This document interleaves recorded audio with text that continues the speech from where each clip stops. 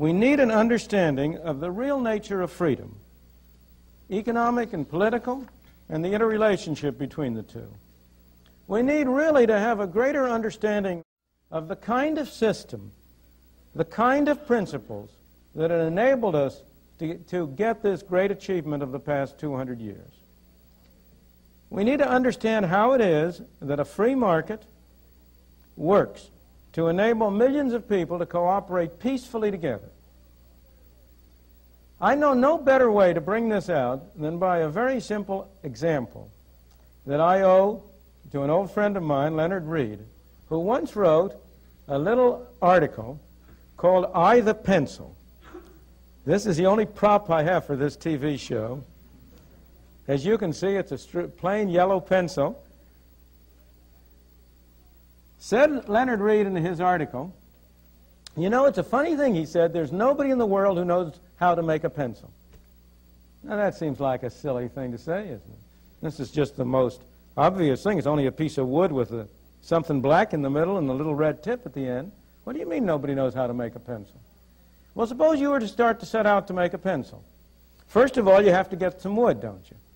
Where do you get the wood? You have to go to the Pacific Northwest, probably, and cut down some trees. How do you cut down some trees? You have to have some saws to cut it with. Where do you get the saws? You have to have some steel. Where do you get the steel? You have to have a steel mill. In order to have the steel mill, you have to get the iron ore, and you can add all the rest.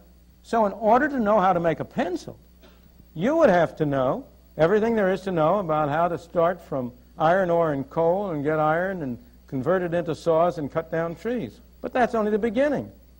This black stuff in the middle that we call lead isn't lead. It's graphite, I think. I'm not absolutely sure. And I am told it comes from some mines in South America. So in order to get that black stuff in between, you would have to take a trip down to South America and know all about how to extract graphite from the mines in South America. Now this little red tip at the top, that's rubber. Where's it come from? Well, the major source of natural rubber is Malaya. That's quite another distance. And I don't know how many of you know that the rubber tree was not native to Malaysia. It was originally imported into Malaysia by private enterprises trying to make some money, and they transplanted it from somewhere in South America. I think it was Brazil, but I don't guarantee that. And they brought it over into Malaysia and established the plantations there and got this rubber. So somehow or other, in order to make a pencil, you'd have to know about the rubber. Now there's a little brass tip around here, and I've run out of my own technological knowledge. I don't have the slightest idea where that comes from, though there are probably people in the audience who could tell us. Nobody knows how to make a pencil. But the miracle of this pencil isn't that nobody knows how to make it. The miracle of the pencil is, how did it get made? Who told that fellow over in Malaya to tap his tree and send a little bit of rubber over here to put at the end of this pencil so I could have a pencil in my hand? What's happened? What is it that has enabled this little elementary transaction to take place? I'm not sure what the price of this thing is nowadays. These things change so fast. When I first started hearing about this story, it was a nickel pencil, but that won't do anymore. It's probably 2 for a quarter or 15 cents apiece. But what happens when I go down the store and I put down a quarter and get 2 of these pencils? I am trading with thousands of people all over the world, people in Washington State who are cutting down trees, people in South America, people over in Malaya. I'm making a deal with them. I'm saying to them indirectly, I'll give you 2 minutes of talk for 2 of these pencils.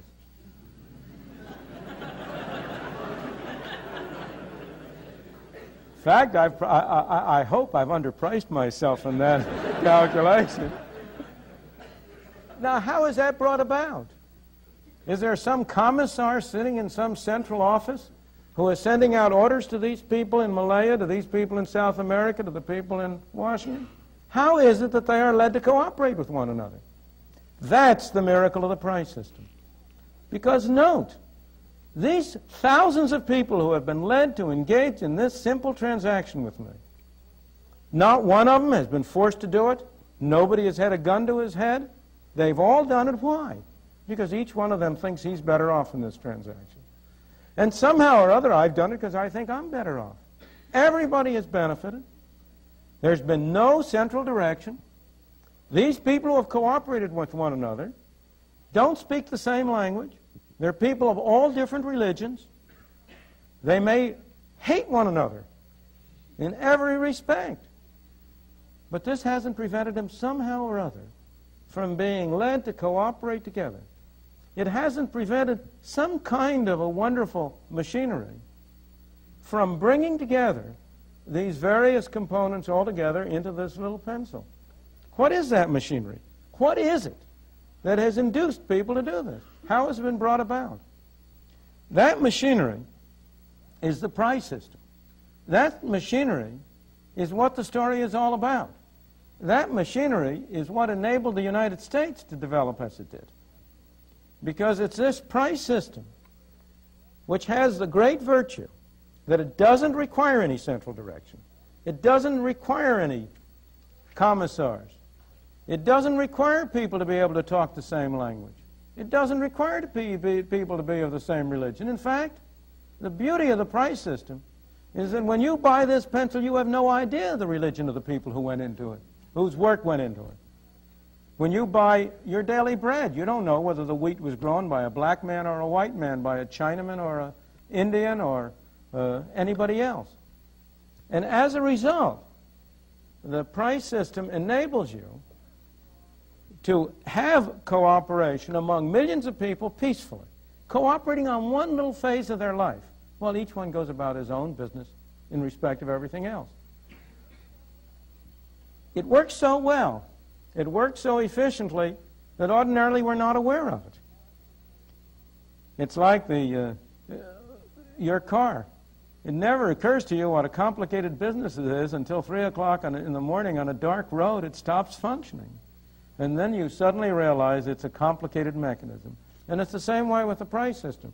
So long as it is working, so long as it's operating, so long as it's bringing people together, it doesn't even occur to you that it's this kind of a complicated mechanism. How is it that it achieves this bringing of people together? Fundamentally, at bottom, the essential idea of the price mechanism is that both parties to a transaction can benefit, provided it is voluntary and not coerced. There's this terrible tendency, and most economic fallacies derive from that tendency, to think of everything as what the game theorists have come to call a zero-sum game, to think there's a fixed pie. And if I get more, you must get less. If somebody was able to make a fortune for himself, he must have done it by grinding under his heel the poor people, because the pie is fixed and he takes a bigger part. The great insight behind the free market, the great insight of Adam Smith's great book, The Wealth of Nations, was that it is not a zero-sum game, that it is possible for both people to a transaction to benefit, and that this insight can be used to organize people's activities over a very wide area.